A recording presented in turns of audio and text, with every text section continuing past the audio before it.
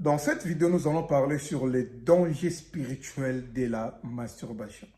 Un problème qui dérange beaucoup de gens, principalement les jeunes, qui vivent dans la frustration, dans la culpabilité, qui parfois font beaucoup d'efforts pour arrêter cette pratique, mais hélas, rien ne marche. Pourquoi? Parce que cela est devenu comme une forme d'addiction, comme une forme de dépendance. Ils m'ont demandé de faire cette vidéo. C'est vrai que cela a pris énormément de temps pour la préparation, mais enfin, je l'ai fait.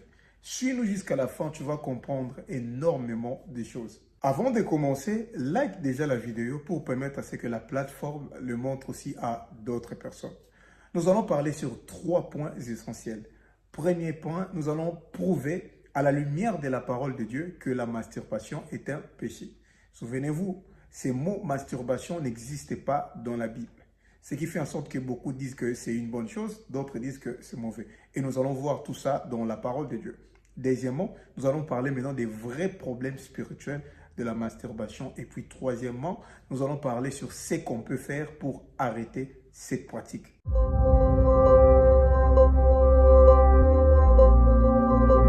Il y a 2 choses qui prouvent que la masturbation est un péché. Premièrement, de par son étymologie. La masturbation vient du mot manus stupration, du latin manus qui veut dire main, et stupare qui veut dire suyer. Littéralement, cela veut dire s'essuyer par la main. Et tu vas comprendre avec moi, même quand tu lis dans l'histoire, tu vas comprendre que ce n'est pas en vain qu'on a attribué ces noms à cette pratique.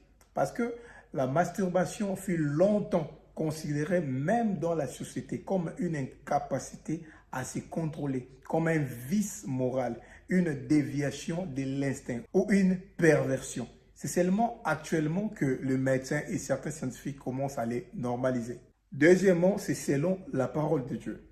Mais ce que tu dois savoir, la Bible ne mentionne jamais explicitement le mot masturbation et s'il s'agit d'un péché. Et le passage des Écritures le plus mentionné à ce sujet est l'histoire d'Onan. En Genèse chapitre 38, versets 9 à 10. Et beaucoup se basent sur ces passages pour affirmer que perdre sa sémence à terre est un péché. Mais quand vous lisez bien la Bible, vous lisez bien cette histoire, vous allez comprendre que ce n'est pas exactement ce qui est dit dans ces passages. Parce que Dieu n'a pas condamné Onan pour avoir perdu sa sémence, mais plutôt pour avoir refusé de s'acquitter de sa responsabilité familiale, celle de donner un héritage à son frère. Donc, ces passages ne parlent pas de la masturbation, mais de la responsabilité familiale. Si la Bible ne dit pas explicitement que la masturbation est un péché, mais ce qui conduit à la masturbation est un péché. Parce qu'elle est presque toujours le fruit des mauvaises pensées, des pensées de convoitise, des stimulations sexuelles et ou des images pornographiques. Voici alors quelques principes bibliques à appliquer à ce sujet de la masturbation. Éphésiens chapitre 5, verset 3 dit que l'immoralité sexuelle, l'impureté dans toutes ses formes ne soit pas mentionnée parmi vous. Vous vous souvenez déjà que la masturbation veut dire s'essuyer par la main.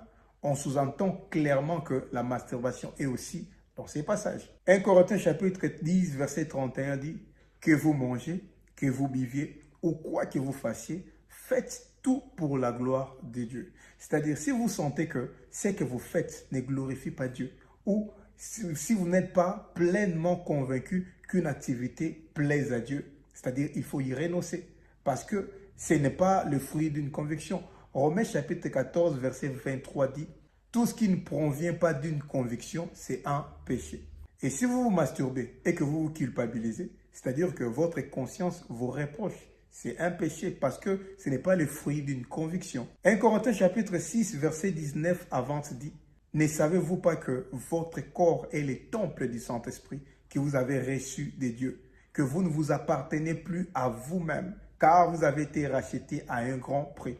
Rendez donc gloire à Dieu dans votre corps. » Cette vérité fondamentale devait donc avoir une influence réelle sur ce que nous faisons de notre corps. Après tous ces principes bibliques, on peut donc conclure que la masturbation est un péché parce qu'elle ne glorifie pas Dieu, Elle ne permet pas d'éviter l'immoralité sexuelle. Elle enfreint notre appartenance à Dieu de notre corps.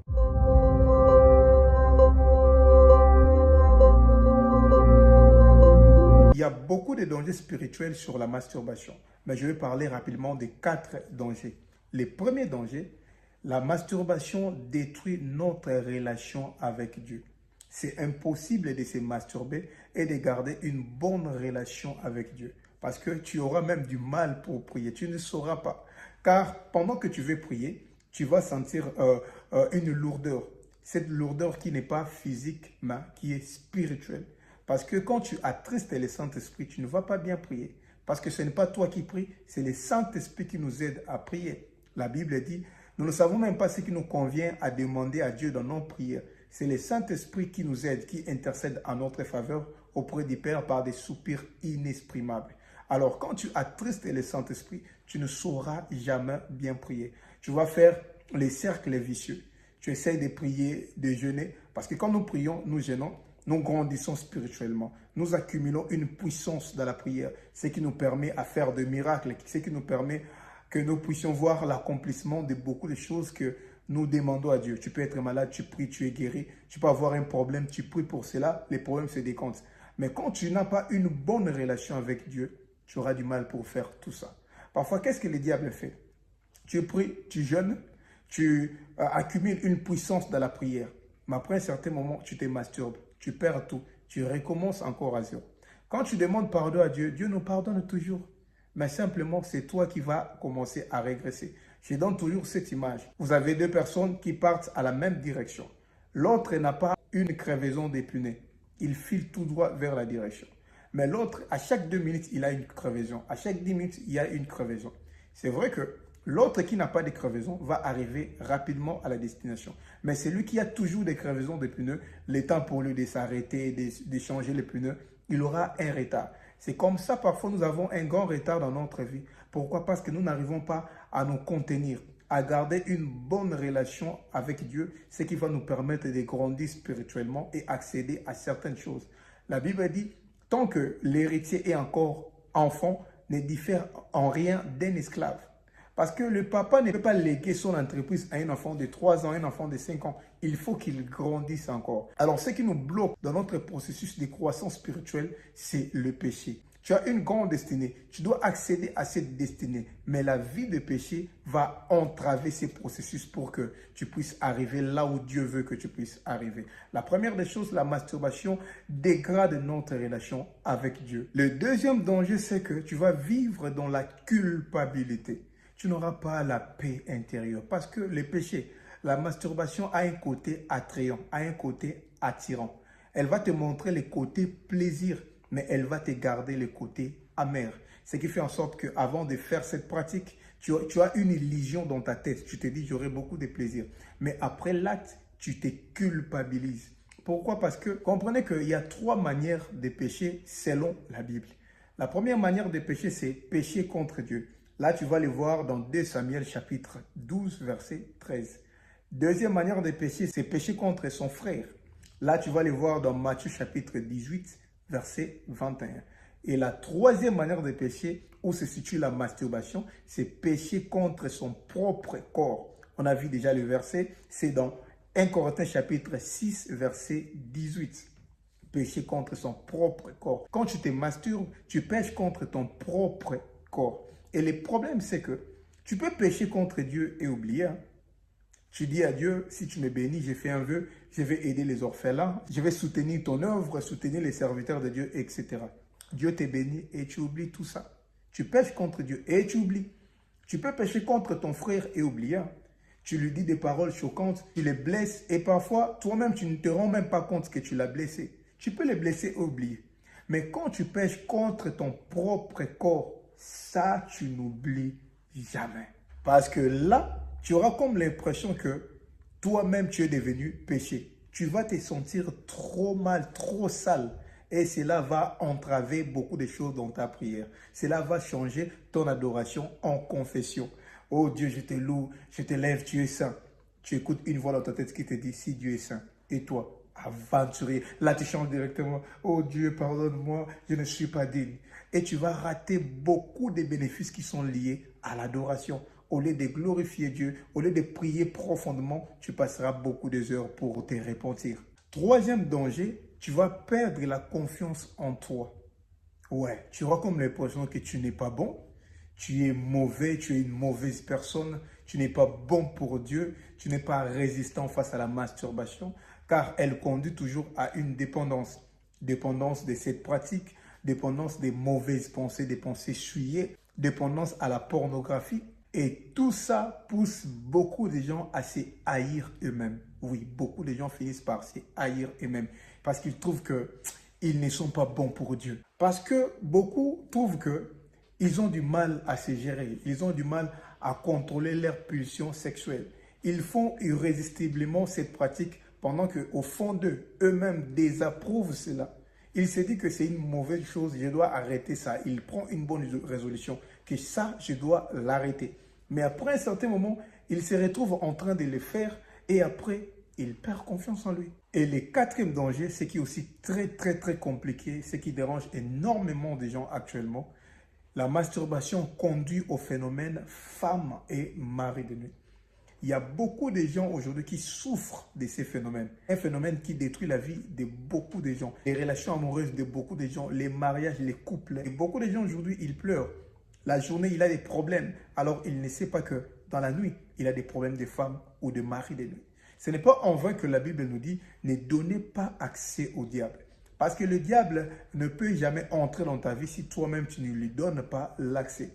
Le diable reste aux aguets. Lui, il cherche seulement une porte où entrer. C'est pourquoi la Bible dit, ne donnez pas accès au diable. Parce que pour se masturber, tu vas faire des scénarios dans ta tête. Tu vas t'imaginer beaucoup de choses. Tu vas être accro à la pornographie. Regardez la nudité d'une personne. Tu ne sais pas qui est cette personne. Beaucoup de gens aussi qui font ces films-là sont des sorciers. Ils t'envoûtent rien qu'en regardant ces films. Toi, tu penses au moins une personne normale peut accepter de faire ce genre de films. Beaucoup sont des missionnaires, beaucoup sont des envoyés du diable pour détruire beaucoup de gens. C'est pourquoi se masturber, regarder le film pornographique conduit beaucoup au phénomène mari et femme de nuit, ce qui dérange la vie de beaucoup de gens actuellement.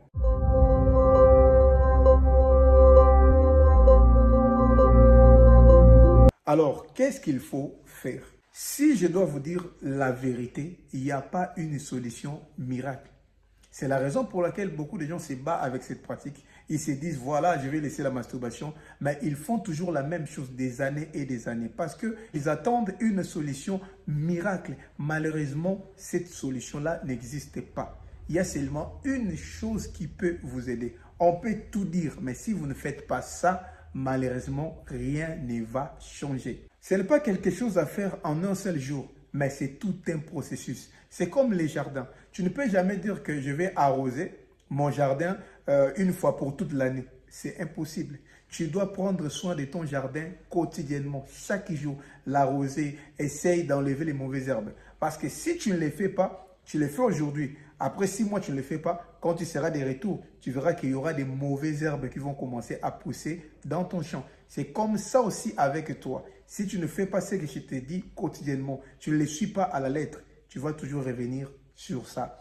Tu vas toujours demeurer dans cette pratique. C'est quelque chose que tu dois faire quotidiennement, chaque semaine, prendre soin à les respecter. Si tu les respectes très bien, toi-même tu verras de bons résultats. Tu ne seras plus dépendant de la masturbation. Je donne toujours cet exemple. Tu as des chiens chez toi, tu as un chien noir et les chiens rouges.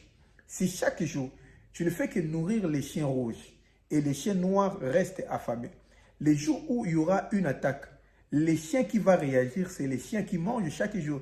C'est les chiens rouges. Mais les chiens noirs ne sauront pas se défendre. Pourquoi? Parce qu'il sera faible. Il n'est pas bien nourri. C'est comme ça aussi avec ta vie. Parce que ce qu'il faut savoir, tu as la chair, tu as aussi l'esprit. Donc, c'est-à-dire, si tu nourris beaucoup ta chair, cela va toujours te pousser à des mauvaises choses, à la masturbation, aux films pornographiques, etc. Mais si tu nourris bien ton esprit, toutes ces choses-là, tu ne les auras pas. Pourquoi? Parce que ton esprit va dominer sur ta chair. Elle va dire, celui qui est conduit par le Saint-Esprit n'accomplit pas les désirs de la chair. La Bible nous dit, veillez et priez afin que vous ne tombiez pas dans la tentation. Quand la Bible dit veiller, ce n'est pas seulement dans le sens de refuser de dormir, rester à l'éveil, mais c'est aussi d'être aux aguets, de te surveiller, de surveiller tes pas, de surveiller tes faits et gestes. Il faut te surveiller déjà, il faut surveiller déjà tout ce qui te conduit à la masturbation, à savoir les films pornographiques. Il faut arrêter avec ça. Si tu as ces films dans ton téléphone, aujourd'hui, il faut les supprimer. Il faut éviter les conversations qui te poussent à avoir des pensées souillées, des mauvaises pensées. Il faut éviter tout ce qui te permet de nourrir ta chair. Parce que à chaque fois, quand tu as une résolution, quand tu te dis, je dois pécher, je dois me masturber, tu as avec toi un ami qui va toujours t'encourager. C'est ta chair.